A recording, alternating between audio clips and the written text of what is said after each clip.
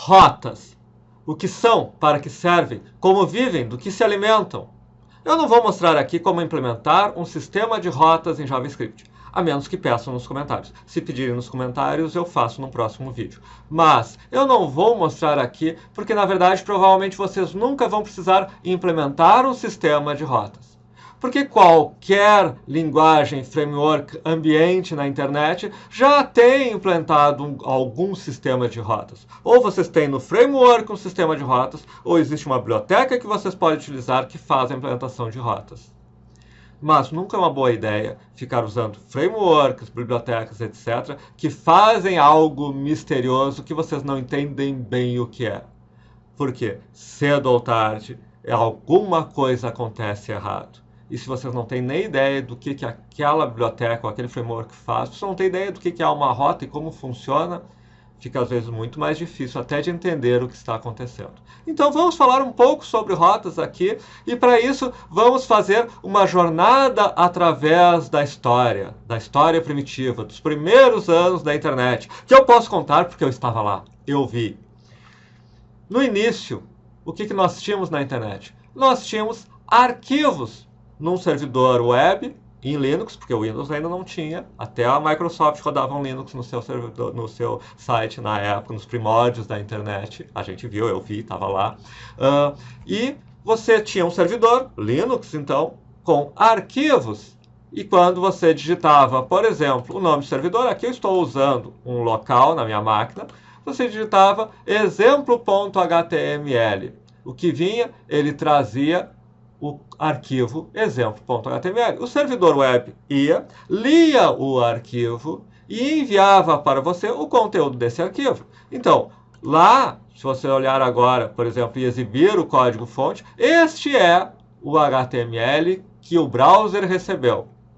Pois bem, este HTML que o browser recebeu nada mais é do que este HTML do arquivo exemplo.html. Mas mesmo naquelas épocas primitivas, você tinha, por exemplo, a possibilidade de um diretório chamado CGI-bin, em que você colocava programas. Podia ser em C, podia ser em qualquer linguagem.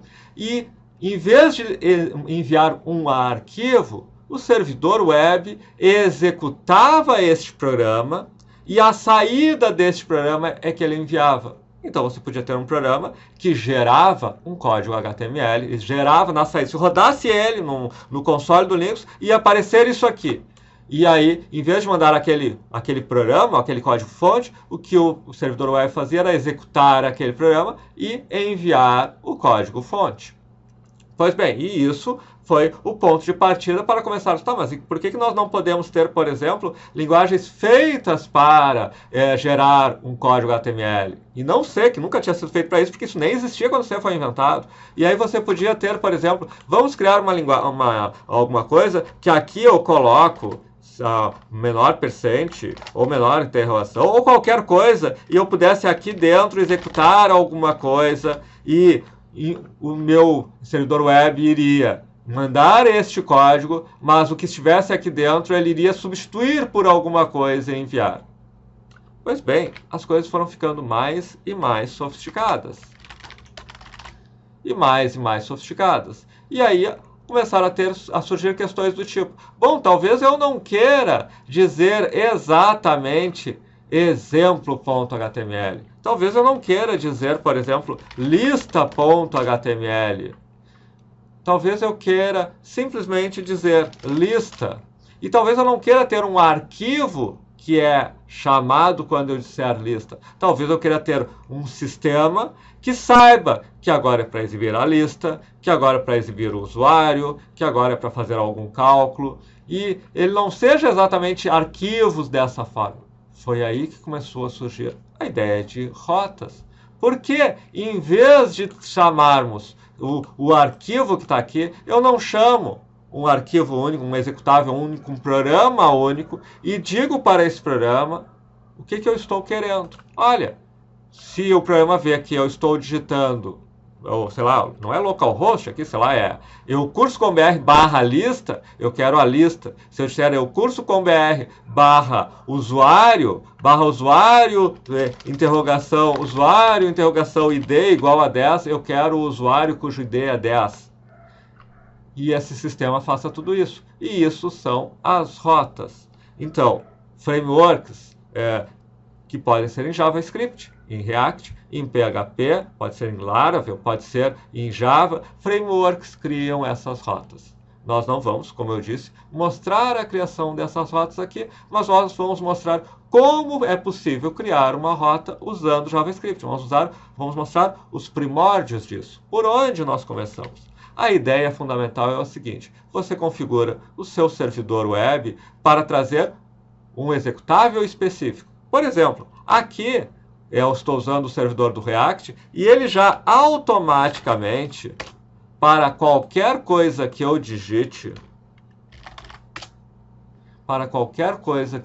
ele chama o mesmo executável, o meu index.html. O meu index.html está aqui. Se eu colocar aqui index2 e salvar, ele já está mostrando o index2, independente do que aparece aqui. Ele só não vai mostrar este código se eu chamar uma outra página que existe. Porque daí ele diz, não, peraí, eu achei o exemplo.html. Então, eu exibo o exemplo.html. Eu não achei o exemplo.html. Então eu vou trazer o index.html. E aí ele executa. E isso, em geral, é como funciona nas rotas. Inclusive, se você tem todo um sistema de rotas, mas você tem um arquivo em algum lugar, eventualmente, se aquele arquivo for acessado diretamente, tu não vai passar pelo sistema de rotas. Ele vai, normalmente, claro, depende da configuração do servidor, ele vai trazer aquele arquivo. Então, de repente, você pode, inclusive, ter um problema que você não está entendendo. Não, mas eu coloquei a rota certa aqui. Por que não está trazendo a rota? Porque a sua rota é exatamente o nome de um arquivo, por exemplo, e ele trouxe o arquivo em vez de seguir a rota. É o que está acontecendo aqui. Se eu digitar exemplo.html, ele traz o exemplo.html. Em qualquer outra circunstância, ele traz o meu index.html. E agora eu vou implementar no meu index.html um primórdio do sistema de rotas. Eu vou mostrar como é possível implementar um sistema de rotas. Está aqui meu index.html. E eu vou mostrar em JavaScript mesmo. Script. /script. Ok, eu posso aqui implementar um código JavaScript. Eu vou criar um rotas. Estou usando aqui o Arrow Function. Se você não conhece Arrow Function, assista minha playlist de JavaScript avançado.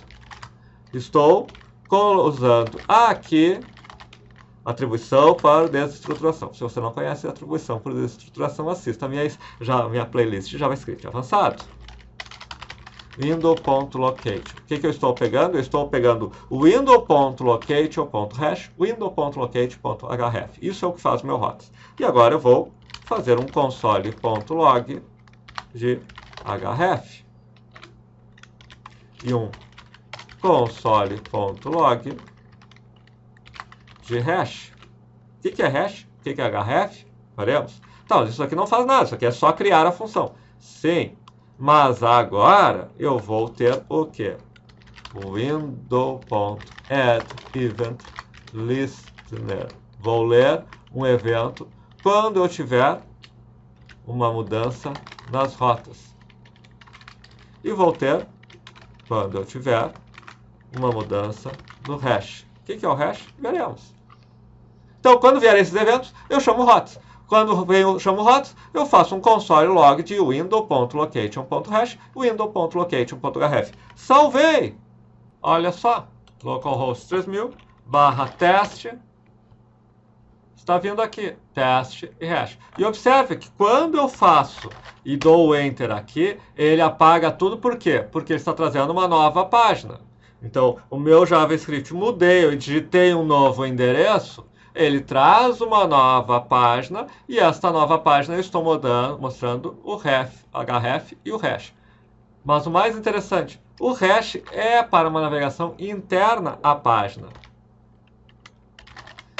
Então, observa, não só eu apareço aqui o hash, como ele mantém, porque ele não recarregou a página. Porque quando eu mudo o hash, que é isso aqui, que vem um hashtag e alguma coisa, ele não traz uma nova página. Então você pode criar uma página JavaScript que é trazida e usar o hash para fazer o que você quiser como navegação dentro da página. Ou você pode trazer diretamente uma nova URL. A única questão é que quando traz uma nova URL, ele vai trazer do servidor uma nova página, mas ele pode trazer sempre o mesmo arquivo JS. E aqui você tem o href para você usar e o hash para você usar.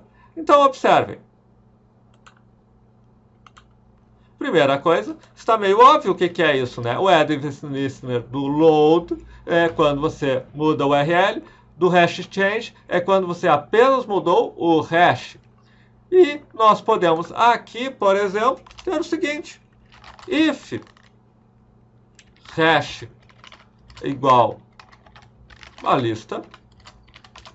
Bom, eu tenho aqui o corpo, certo? Então, em JavaScript, eu posso ter document.getElementById corpo.innerHTML é igual a lista, por exemplo. Else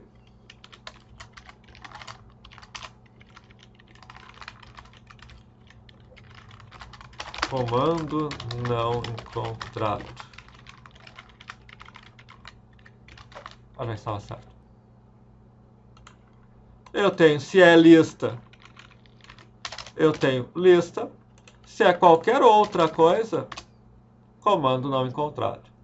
E o que faltaria agora? Bom, faltaria criar uma biblioteca, um framework ou uma estrutura de funções que tornasse isso mais elegante, porque você não vai querer colocar todo o seu código dentro de ifs aqui. Então você cria qualquer framework, funções que registram rotas. Uma função que diz, por exemplo, se a rota tiver o lista, você executa tal comando. Se tiver tal coisa, ou se tiver tal coisa, mais um ID, enfim, daí cada framework vai implementar, mas você tem mecanismos que você constrói para definir essas rotas. Mas por trás disso tudo, o que está acontecendo é algo, no JavaScript, por exemplo, é algum tipo de listener que pega a URL ou hashtag e faz coisas diferentes. Numa linguagem no lado do servidor, a única questão é que eles vão, ao ser chamados, ver qual foi a URL usada para chamar aquele, qual hash foi usado para chamar aquela página, que nem é feito aqui, e a partir daí executar e exibir coisas diferentes também. A lógica por trás é a mesma.